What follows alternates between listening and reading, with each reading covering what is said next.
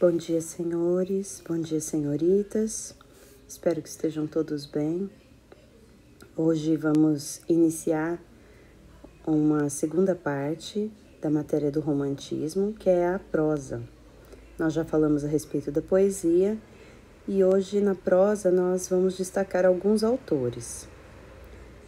É evidente na história da literatura que o grande nome do romantismo, da prosa, é o José de Alencar.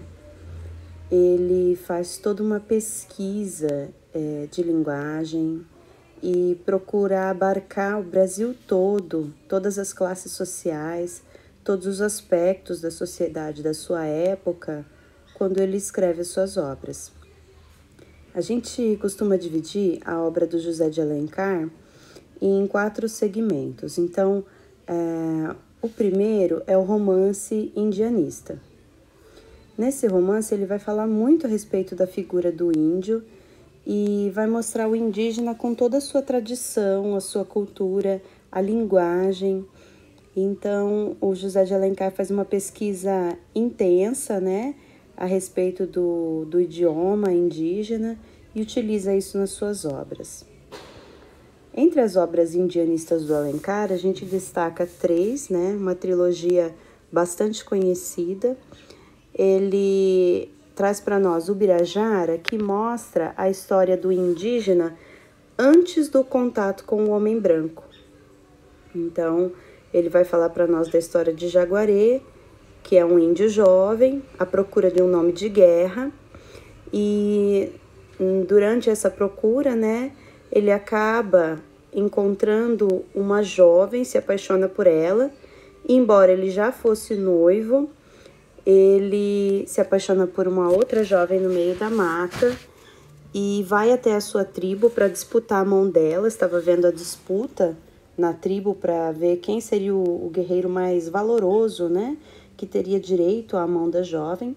Ele vai e ele consegue ganhar essa disputa e acaba tendo direito a se casar com essa jovem.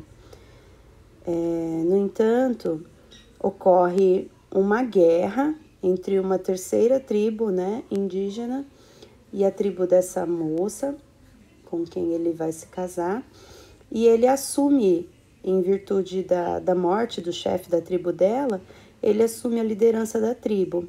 Ele se casa com a sua noiva, que ele já tinha na sua tribo, e se casa com essa outra jovem e une as 2 tribos. E as 2 tribos passam a ter o nome que ele recebe, depois do nome de guerra, Depois, quando ele recebe seu nome de guerra, que é o Ubirajara, as 2 tribos se unem com as 2 esposas e ele passa a liderar a tribo dos Ubirajaras. Essa obra, gente, se passa antes do contato com o homem branco. Então, são só as tradições indígenas, sua cultura, a sua linguagem, sem homem branco. Já em Iracema, nós temos o primeiro contato entre o homem branco e o indígena. Iracema, a Virgem dos Lábios de Mel, está se banhando, na mata, e aí ela se assusta com a figura de um homem branco, algo que ela nunca tinha visto, e ela instintivamente saca, o seu arco e flecha e atira em Martim. Martim cai, ela o vê sangrando e ela percebe que não era um espírito da floresta, que era um homem branco, mas era um homem. E ela vai até ele, puxa a flecha do seu peito, quebra com ele a flecha da paz, sinal de um pedido de desculpa, de que ela realmente não ia matá-lo. E aí, para remediar a situação, ela leva esse homem branco, Martim, para a tribo, o recebe como hóspede na cabana do seu pai, Araquém. E a partir desse momento, a gente conhece um pouquinho do ritual indígena da hospitalidade, porque para eles, uma pessoa que chegasse como hóspede, não importava de onde ela vinha, mesmo se fosse de uma tribo inimiga, durante o período que ela estivesse ali, ela deveria ser tratada com respeito. E aí ele fica lá se recuperando, né, do coração ferido nos dois sentidos, porque ele também se apaixona por Iracema e ela por ele. Então surge aí um romance, mas o problema era que Iracema era virgem de Tupã. Iracema não podia se casar porque ela guardava o segredo da Jurema, que era uma bebida alucinógena que se dava para os guerreiros para que eles relaxassem, tivessem sonhos bons, né, antes das batalhas. Então, ela não poderia se apaixonar, nem por Martim, nem por ninguém. Mas isso acontece, e aí depois de um tempo, a Iracema faz essa bebida para dar para os guerreiros da tribo. Ela dá a todos e inclusive para o Martim. E depois de beber a Jurema, o Martim tem um sonho muito bom. Ele sonha que ele está desposando a Iracema, né? Tá ali com ela, né? Maior love. E aí no outro dia, quando ele acorda, ele vê a Iracema ao seu lado. E aí ele percebe que não foi um sonho, que aquilo de fato aconteceu. E aí a Iracema vira para ele e diz: agora eu sou sua esposa. Aí ele fica meio desesperadinho, né? Porque o que ele ia fazer agora? E aí ela resolve fugir com Martim. Eles fogem da tribo. Ela deixa todas as suas tradições, todos os seus costumes, tudo que ela conhecia na vida e deixa tudo por causa de Martim, que é o que se espera que uma heroína romântica faça. Então ela faz isso, deixa tudo por Martim. Eles se instalam numa cabana na beira da praia e passam a viver ali. Porém, a Iracema não se sentia feliz. Ela estava grávida e o Martim, durante todo esse tempo da sua gravidez, mais ficava ausente do que com ela. Ele ia sempre visitar o seu amigo Poti, que era da tribo dos Pitiguaras. Então ele saía sempre com Poti para caçar, para guerrear contra outros inimigos e assim por diante. E um dia a Iracema tem o bebê, está sozinha, e aí quando o bebê nasce, né, ela o amamenta e daí a pouco chega o Martim e a única coisa que ela tem condição de dizer para ele é: toma o filho do teu sangue. Entrega o bebê para ele e depois ela morre. Então, essa história representa a junção de dois povos, né? O povo indígena e o homem branco que se juntam, e a união deles dois, né, é o Moacir, esse bebezinho que é chamado de filho da dor. Moacir significa filho da dor. Então, é preciso que a cultura indígena, de certa forma, tenha que morrer para dar origem a uma outra cultura, né, que é a brasileira. E o Moacir, ele representa o primeiro brasileiro, né, dessa união. E é o que a gente vê em Iracema. Já em Guarani, nós temos o homem aculturado, o indígena aculturado pelo homem branco. Porque nessa obra o índio, o protagonista aqui é o Peri, né? Ele faz tudo pela família de Dom Antônio de Maris e passa a ser como se fosse um dos empregados de Dom Antônio, né? Ele é apaixonado pela Cecília, filha do Dom Antônio, e ela é chamada de Ceci, carinhosamente por ele, e ele faz tudo pela Ceci.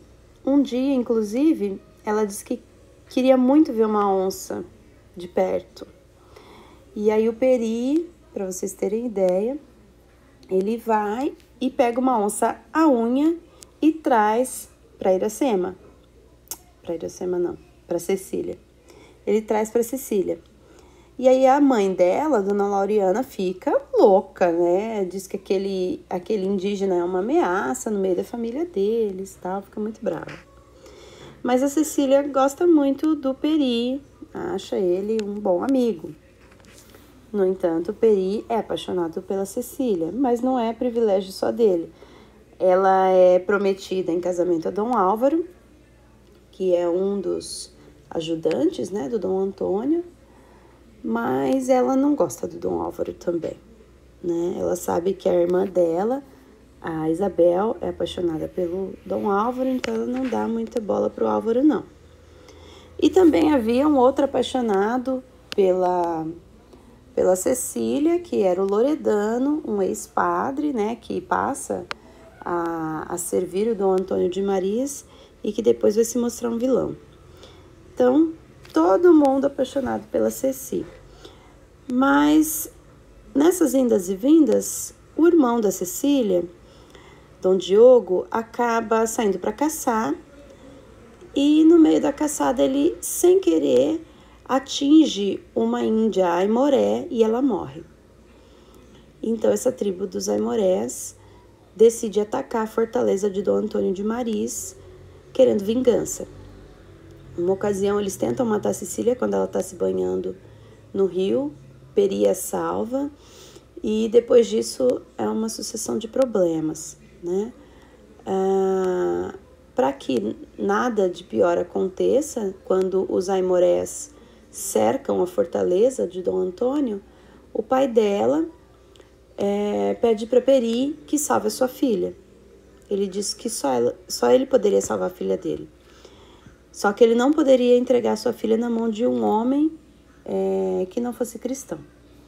E aí, naquele momento de tensão, ele batiza Peri ali na sua casa. E Peri, assim, abre mão de todos os seus costumes, de todas as suas tradições e se batiza para poder levar Ceci embora. Ele a leva e a salva.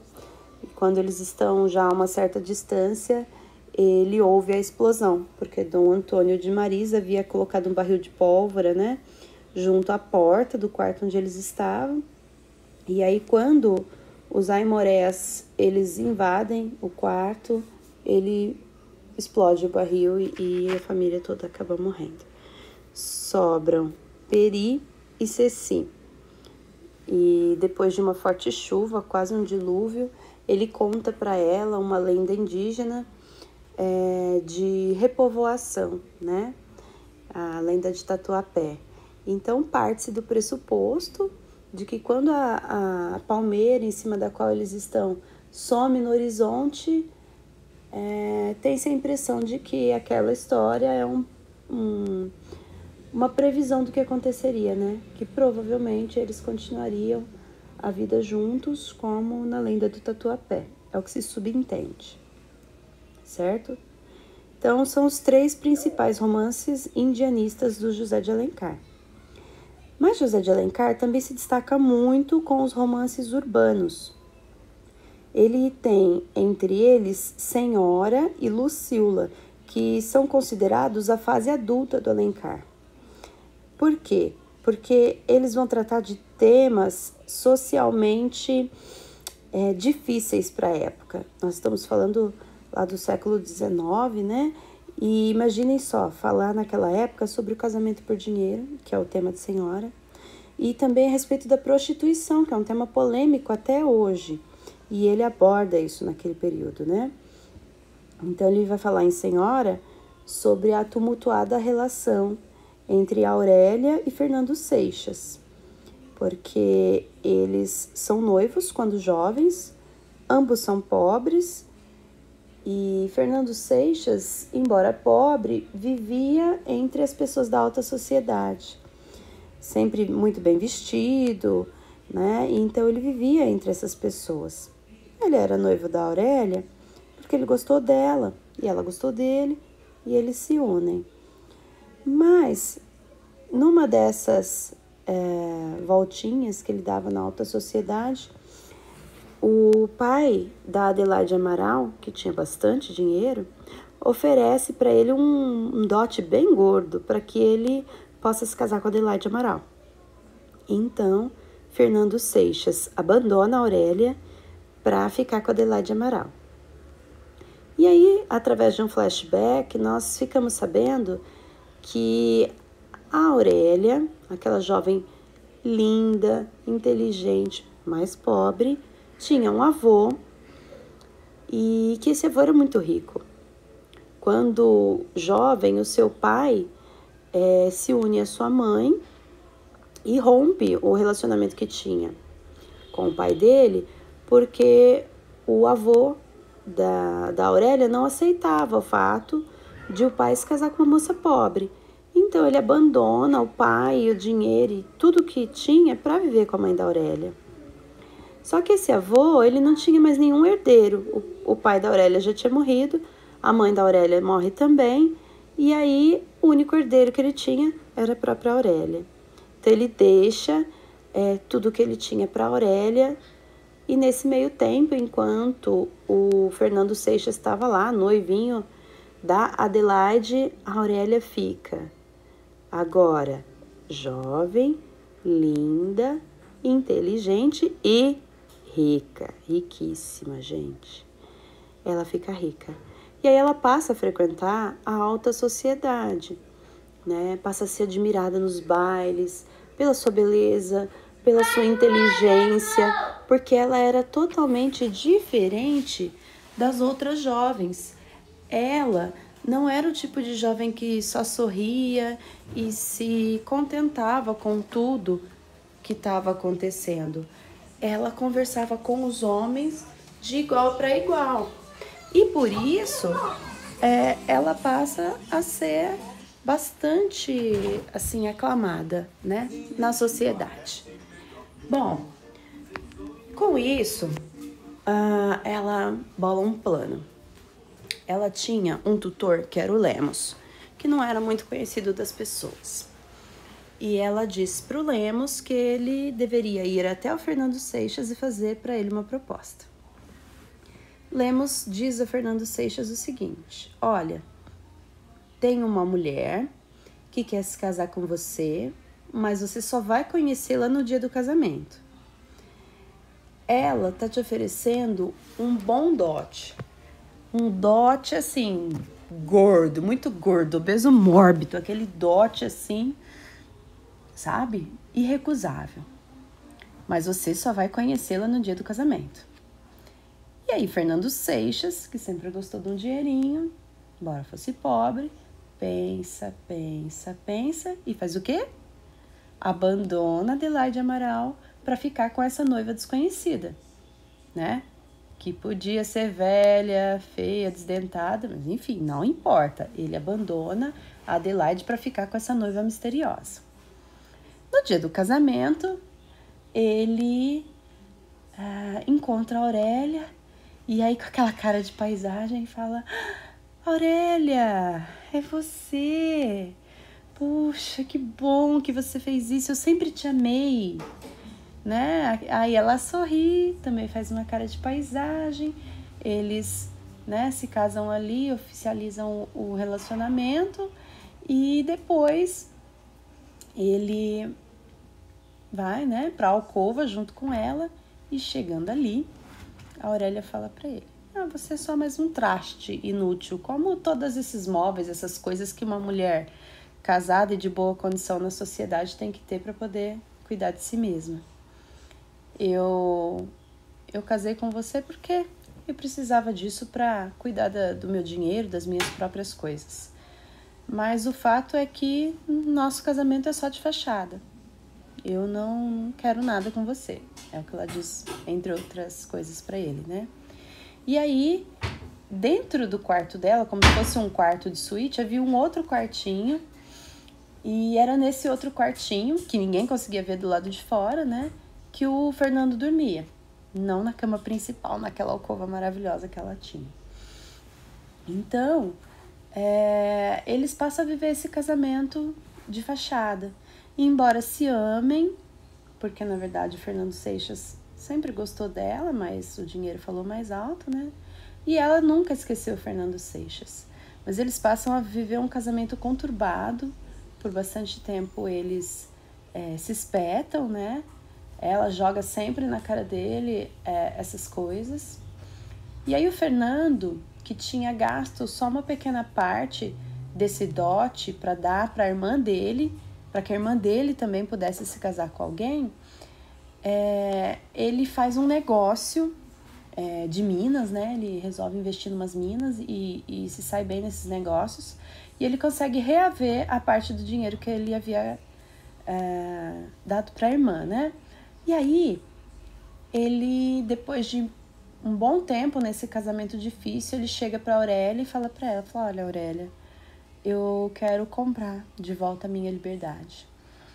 Eu não quero mais, eu já me cansei de ser humilhado por você, tá aqui o seu dinheiro de volta, tô te devolvendo tudo e eu quero a minha vida de volta. E aí, a Aurélia, sem dizer nada, vai até uma cômoda e pega um papel e dá para Fernando Seixas ler. Ela dá para ele o testamento dela, fazendo dele o seu herdeiro universal. Porque, na verdade, ela sempre acreditou que ele ia se redimir e voltar a ser um homem honesto e que ainda assim, se ele não o fizesse, a única pessoa para quem ela poderia deixar tudo que ela tinha, a única pessoa que ele amou na vida e para quem ela poderia deixar sua riqueza era ele. Então, nesse momento, eles se reconciliam, né? E aí eles ficam juntos. E temos um final feliz à moda do romantismo, né, gente? Então, essa é a história de Senhora. Bom, temos também os romances históricos, em que ele vai falar um pouquinho da história do Brasil, né? A Guerra dos Mascates, bastante conhecida, as Minas de Prata. Então, ele vai buscar um pouco dessa história do Brasil. E também nos romances regionalistas, ele vai tentar mostrar um pouco dessa fauna, dessa flora, dos falares regionais, né? Todas essas tonalidades diferentes, essas nuances diferentes que o Brasil tem. Então, em O Gaúcho, ele destaca o Rio Grande do Sul. Em Tio, ele vai mostrar o interior de São Paulo. Em O Sertanejo, ele vai destacar a região norte. E em O Tronco do IPE, ele vai falar do Rio de Janeiro. Então, são todas obras que mostram cada uma um pouquinho desse país tão grande e tão belo que, né, ele, nesse desejo nacionalista, tenta mostrar. Certo? Esse é o José de Alencar, pessoal. Mas o romantismo na prosa é muito rico. Tem outros diversos autores. Entre eles, a gente tem Visconde de Toné, que vai escrever Inocência e A Retirada da Laguna. Em Inocência, ele vai contar um pouquinho a história dessa jovem que é criada unicamente pelo pai, o Sr. Pereira, né? Ela já não tem a mãe. E a Inocência é criada com todo o cuidado pelo seu pai.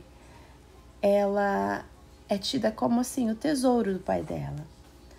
E um dia a Inocência fica doente e é necessário que um médico apareça ali na sua casa para cuidar dela. Esse jovem médico é o Cirino. Ele estava lá, cuida da Inocência, ela demora um tempo para melhorar e nesse meio tempo eles se apaixonam. Porém, o seu pai, o Sr. Pereira, ele não faz ideia de que ela está apaixonada pelo Cirino e o Cirino por ela. Porque nesse mesmo período, estava se hospedando na casa dele um estudioso alemão, que era o Sr. Meyer. O Sr. Meyer, ele estava pesquisando a fauna da região e ele descobre, né, insetos e vai observando e ele descobre uma borboleta muito rara, que não estava catalogada ainda, né? E esse Sr. Meyer, por ser alemão, um povo muito franco e muito direto, ele sempre elogia a Inocência na frente do pai, das outras pessoas, o que, para aquele homem do interior, aquele homem, né, rústico, era meio que assim, um pouco constrangedor, mas ele não faz nada porque o Sr. Meyer foi recomendado pelo seu irmão, que tinha muita estima por ele. Então, ele fica meio incomodado com isso, mas ele releva. Mas se tem alguém que assusta o Sr. Pereira, é o Meyer. E nesse meio tempo, o Cirino e a Inocência acabam se encontrando, se apaixonam, porém a Inocência ela estava prometida em casamento para o Manecão. Então, ela não gostava dele, mas estava prometida. E aí, quando ela se apaixona pelo Cirino, ela vê que ela não poderia fazer isso, né? E aí ela pede para o Cirino que vá conversar com o padrinho dela, que ele tinha muita influência sobre o Sr. Pereira e que talvez ele, abençoando o relacionamento e pedindo para o Sr. Pereira para voltar atrás no casamento dela, talvez o pai conseguisse concordar, né? Mas nesse meio tempo, um dos empregados do Sr. Pereira, que é o Tico, conta para ele que quem, né, tem o coração da Inocência é o Cirino. E aí o pai fala com o noivo, né, o Manecão. O Cirino tinha viajado para falar com o padrinho da Inocência e quando ele está voltando, o padrinho fica de pensar e conversar com o Sr. Pereira. Quando ele está retornando, ele encontra um homem no meio do caminho, sem saber quem é esse homem, mas num instinto meio assim de preservação, ele para no meio da estrada. E esse homem, quando ele consegue reconhecer quem é, esse homem atira nele e ele morre, que era um Manecão. Ele morre ali no meio da estrada. A Inocência fica sabendo da morte do Cirino, começa a definhar de amor, né? Um amor impossível, e ela morre. E aí, se eu não me engano, 2 anos depois, o Sr. Meyer, na Alemanha, recebe um prêmio pela descoberta da borboleta rara, né? Que ele descobriu no Brasil. E ele dá a essa borboleta o nome de Papilio Innocentia, em homenagem à jovem Inocência. E aí termina a história, né? Gente, temos muitas obras interessantes no romantismo, tá? Joaquim Manuel de Macedo se destaca com A Moreninha e O Moço Loiro. Bem assim, rapidamente, A Moreninha vai contar a história de Augusto e Dona Carolina. Augusto era um jovem estudante de medicina que tinha um grupo de amigos, entre eles o Felipe, né? Morava o Augusto, o Felipe e mais 2 outros jovens, no que seria hoje uma república. E eles estudam e num dos feriados ele vai para uma ilha, que não se fala o nome da ilha na história, mas se supõe que seja a ilha de Paquetá. Eles vão para essa ilha onde morava a família do Felipe. E como o Augusto ele era um menino muito inconstante no amor, o Felipe fala para ele: eu duvido que você vá comigo para a ilha e que você não se apaixone nem pela minha irmã ou uma das minhas primas, porque você cada semana se apaixona por uma pessoa. Ele fala: não é bem assim. Aí o Felipe fala: é sim, vamos fazer uma aposta? Ele e mais os outros amigos fazem uma aposta. Olha, gente, se o Augusto não se apaixonar dentro de 1 mês, eu vou escrever um romance. Agora, Augusto, se você se apaixonar, quem vai escrever o romance é você. E aí, eles vão para a ilha, passam um feriado lá. E o que acontece? O Augusto se apaixona por uma jovem moreninha, muito linda, chamada Dona Carolina, que, diga-se de passagem, era irmã do Felipe. Ele se apaixona por ela, começa ali um romance, eles voltam para estudar. O pai do Augusto não estava gostando muito da situação, achava que ele estava perdendo o foco dos estudos. Eles ficam um tempo sem se ver, mas ele fica doido de saudade da Carolina.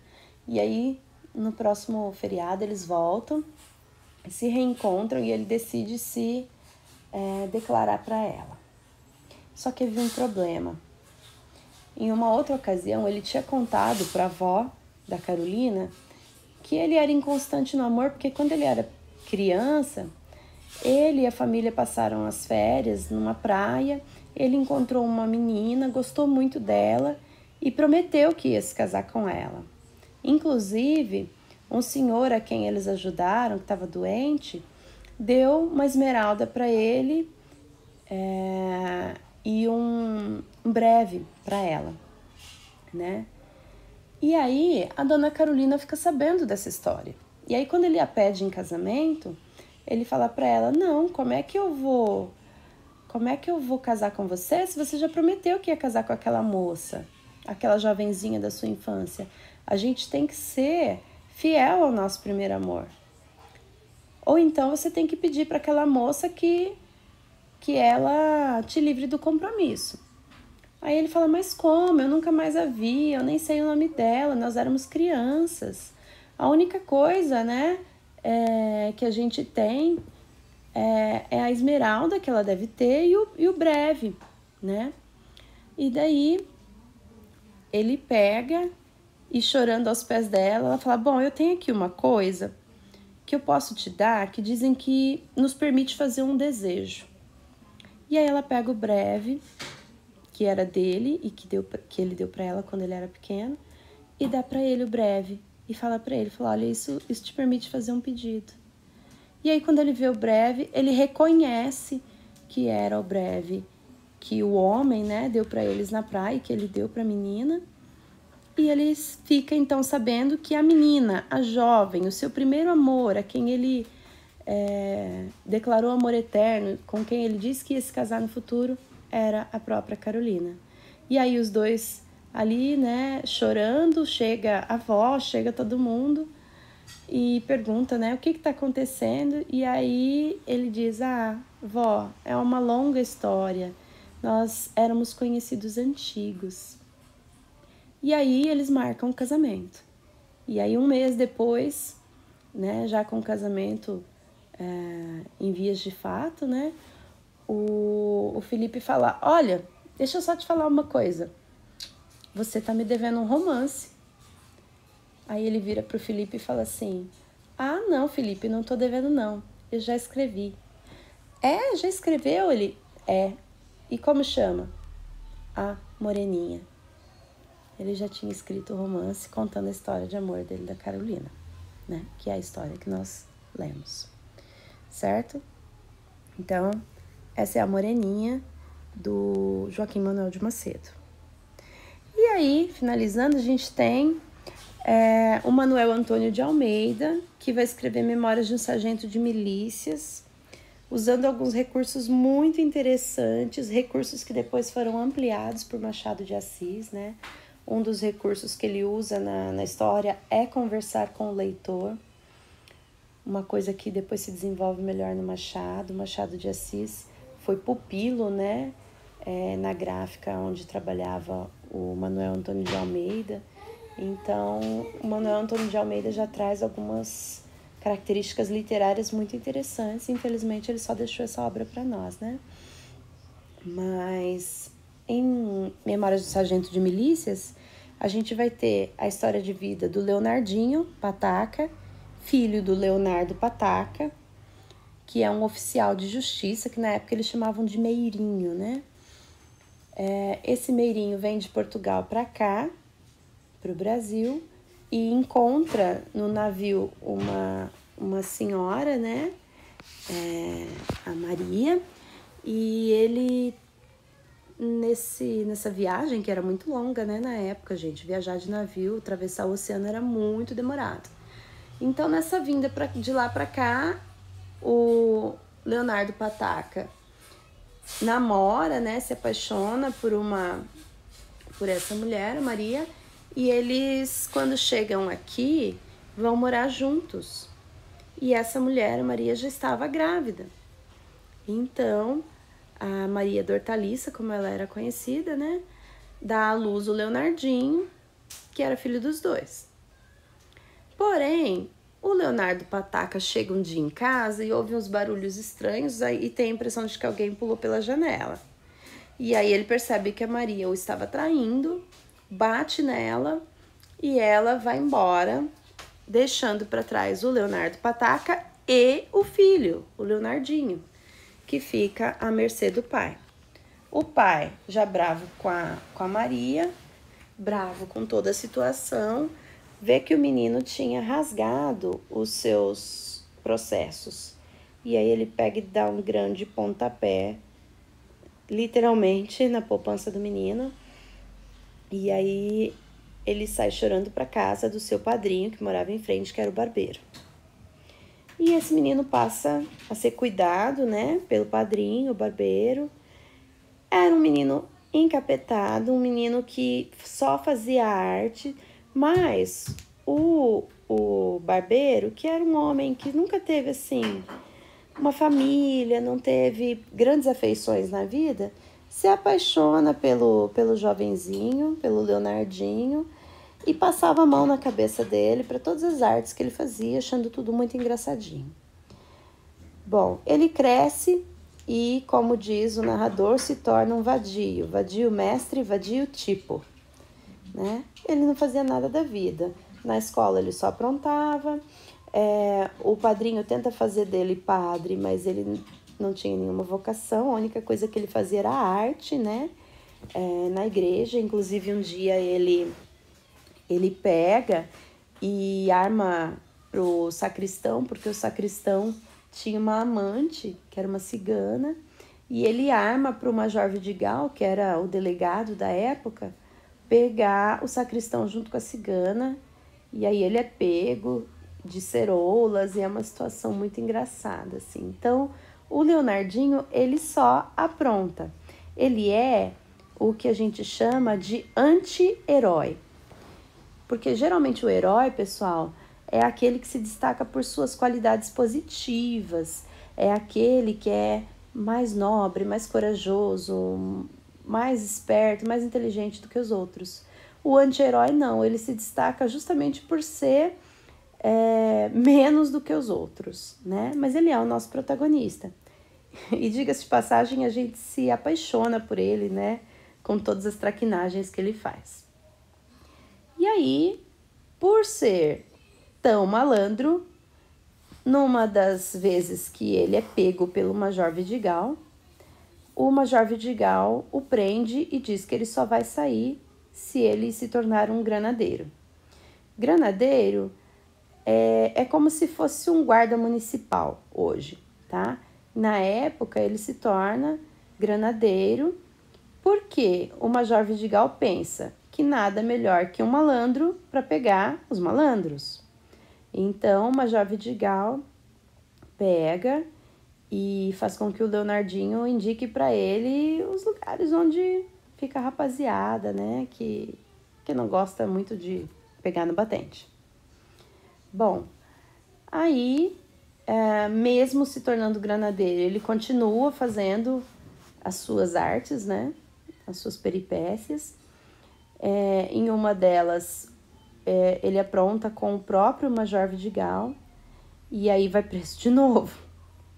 Só que ele tinha, além do seu padrinho para ajudá-lo, ele tinha a madrinha, que era uma parteira, que era muito amiga também da Dona Maria e da Maria Regalada. Essa madrinha dele, ela pega e vai pedir para Maria Regalada, que foi um antigo amor do Major Vidigal, pede a ela que ajude, por favor, o seu afilhado, porque, coitadinho, não tem pai, não tem mãe, ninguém para cuidar dele, então, por favor, que ajude. E aí a Maria Regalada chega no Major Vidigal e, em nome dos velhos tempos, joga um charme no Major Vidigal e pede para o Major Vidigal que solte o menino. Até porque o Leonardinho estava apaixonado pela Luizinha, que era neta da Dona Maria. E só que para casar com ela, ele precisaria de, vamos dizer assim, uma condição melhor de vida. Então, já que a Maria Regalada pediu com tanto carinho, com tantas promessas, né, de renovar essa afeição que eles tinham, ele não só solta o Leonardinho, mas o promove a sargento de milícias.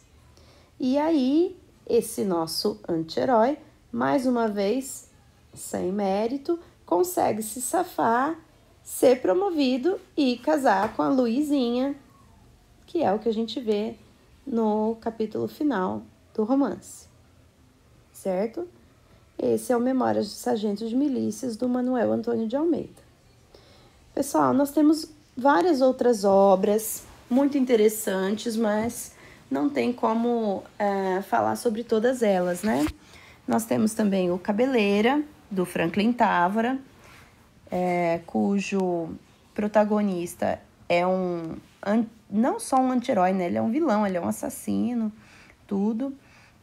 Nós temos também o Bernardo Guimarães com A Escravizaura e o Seminarista, muito interessante também, mostrando a história da Isaura, né? Que era uma escrava branca, que foi criada, por ser de pele branca, foi criada pela sua senhora como se fosse uma filha, né? E essa sua senhora diz que quando ela morresse, a Isaura deveria ser liberta. Porém, quando ela morre, isso não acontece. O herdeiro, né, o Leôncio, utiliza todas as formas possíveis para atormentar a vida da Isaura, uma vez que ele tinha interesse por ela, embora ele fosse casado com a Malvina. Mas aí ele tenta, de todo jeito, atormentar a vida da Isaura. Não só ele, né? Isaura, por ser muito bonita, muito bem educada, né? Ela chama a atenção de várias outras pessoas, o jardineiro da fazenda, o capataz, mas ela está decidida só a entregar o seu coração para alguém que ela ame e que seja considerado seu grande amor. Então, diante das tentativas do Leôncio, ela foge para uma outra cidade, assume outro nome, e aí ela conhece o Álvaro, se apaixona. E aí, num dia, num baile da sociedade, ela é reconhecida por um jovem que a expõe na frente de todo mundo, dizendo que ela era uma escrava. Álvaro a defende, mas mesmo assim ela foge, né? O Leôncio a encontra novamente e faz dela sua escrava, mas o Leôncio estava assim com uma dívida muito grande na fazenda e vende a sua dívida. E o comprador de tudo o que o Leôncio tinha, sem ele saber, era o Álvaro. E aí depois o Álvaro compra tudo, inclusive a Isaura. E aí, sim, nós temos um final feliz, né? Típico do romantismo. Bom, entre as características, né, sintetizando tudo isso, entre as características da prosa do romantismo, pessoal, nós vemos o nacionalismo, que é muito grande, está presente especialmente nas obras do Alencar. As obras indianistas do Alencar mostram isso muito bem, né? Não só as indianistas, mas esse desejo de mostrar a fauna, a flora, a linguagem do Brasil, né? As várias regiões, isso está muito presente no Alencar, esse nacionalismo. A gente vê também que faz parte desse nacionalismo o indianismo, que com Alencar fica muito claro. A idealização dos seres e da natureza. Então, as personagens sempre são idealizadas. São aquelas personagens que não têm defeito. Se ela é boa mesmo. E se ela é ruim mesmo, tá?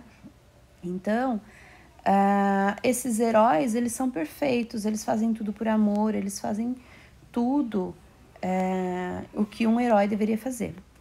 E a natureza também é vista como idealizada, porque a natureza é sempre mostrada como algo perfeito, acolhedor, né? Então, a idealização dos seres da natureza é uma característica dessas obras do romantismo. Nós também temos um grande sentimentalismo, as histórias de amor são sempre presentes. A religiosidade é um fator importante, né? Fica evidente em diversas obras. Nesse período, pessoal, nós temos a narrativa linear. As narrativas geralmente têm começo, meio e fim. E quando tem algum flashback, alguma coisa assim, isso não prejudica essa ordem, tá? De maneira geral, ela segue esse fluxo de começo, meio e fim. As personagens são planas, são simples, porque elas fazem o que se espera que elas façam, né? Se ela é uma heroína, ela tem que fazer tudo por amor. Se ele é um herói, ele tem que ser nobre, corajoso, né? Ele não é ora bom, ora mal. Ele não é ora generoso, ora mesquinho, como os seres humanos de fato são, né? Ninguém é perfeito, a gente tem essas oscilações de temperamento, de atitudes, mas as personagens do romantismo não. Elas são planas, então elas fazem exatamente o que se espera que elas façam. Elas são idealizadas, né? Elas são perfeitas. Iracema não tem celulite, não tem ponta dupla no cabelo, tem nada disso. Elas são sempre lindas, íntegras, inteligentes, né? Então isso se destaca muito nas obras desse período. Também, nesse período, nós temos a predominância do bem sobre o mal. O bem sempre ganha. O bem sempre vence. Então, isso acontece em todas as obras, né? Mesmo quando o amor não é possível, a pessoa morre, mas ela não se dobra às vontades daqueles vilões, vamos dizer assim, né? A linguagem, embora seja temporalmente distante da nossa, a linguagem é simples, né? Não é aquele português mais próprio de Portugal, já é um português brasileiro, mais próximo do nosso. Então, esses autores do romantismo, eles têm esse grande desejo de fazer uma literatura genuinamente nacional. E essa linguagem é a linguagem mais próxima do nosso português, né? Já é o português do Brasil, eles não seguem a sintaxe lusitana. E nessas obras a gente tem a predominância da metáfora, muitas metáforas, né? Eles vão usar muito a metáfora para descrever os sentimentos, as pessoas, as características, os locais, tudo. A metáfora é muito presente nessas obras. Bem, pessoal, de maneira geral, era isso. Nós tínhamos aqui para falar. São muitos detalhes, eu espero ter ajudado vocês. E deixo aqui uma frase do Álvares de Azevedo, né? Descansem no meu leito solitário, a floresta dos homens esquecida, à sombra de uma cruz, e escrevam nela. Foi poeta, sonhou e amou na vida. Porque nesse período, gente, se não amar, se não sonhar, não foi poeta e não viveu, né? Então, é um último recadinho aí dos românticos para nós. Bom, se tiverem qualquer dúvida, pessoal, vocês podem me chamar, seja na minha classe virtual, seja no WhatsApp, tudo bem? Até mais, um bom dia.